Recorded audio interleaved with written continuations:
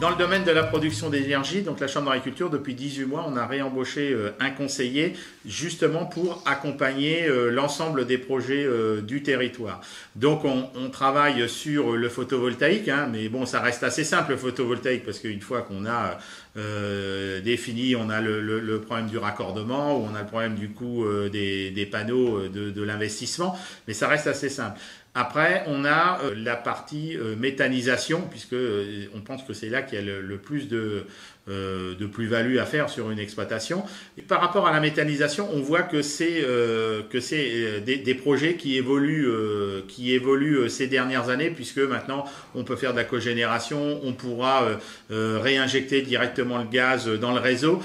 Donc il y a des gros méthaniseurs, des plus petits méthaniseurs qui sont à l'échelle d'une exploitation. Il existe beaucoup de choses, donc on a la volonté d'accompagner ces agriculteurs. Alors en leur disant bien qu'un projet de méthanisation, c'est pas un projet à 10 000 euros ou à 100 000 euros, c'est toujours des millions d'euros.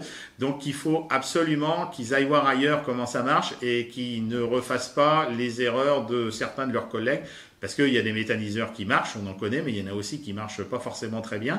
Donc voilà, donc c'est un peu de l'accompagnement. On a créé une association qui s'appelle Agri-Touraine Énergie à la Chambre d'agriculture avec les principaux faiseurs EDF, Fertigaz, justement pour que eux aussi ils soient au fait des projets qui restent des projets sur le territoire, parce qu'il faut qu'on ait en tête que quand on réinjecte dans le réseau, il faut aussi que les propriétaires de réseau ils soient au courant assez en amont, qu'ils puissent nous orienter en disant mais attendez là ça va vous coûter beaucoup trop cher de raccordement, nous là on sait que c'est pas possible par rapport au réseau qu'on peut avoir.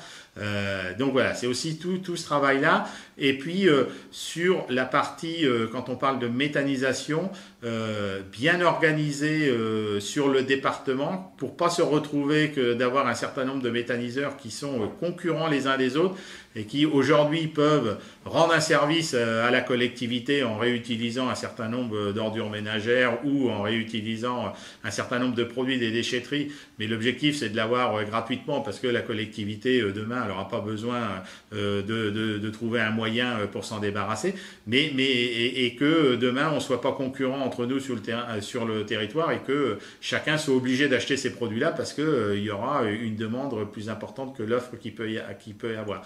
On s'aperçoit que dans certains départements, il y a beaucoup de méthaniseurs. On arrive quand même à cette problématique-là assez vite.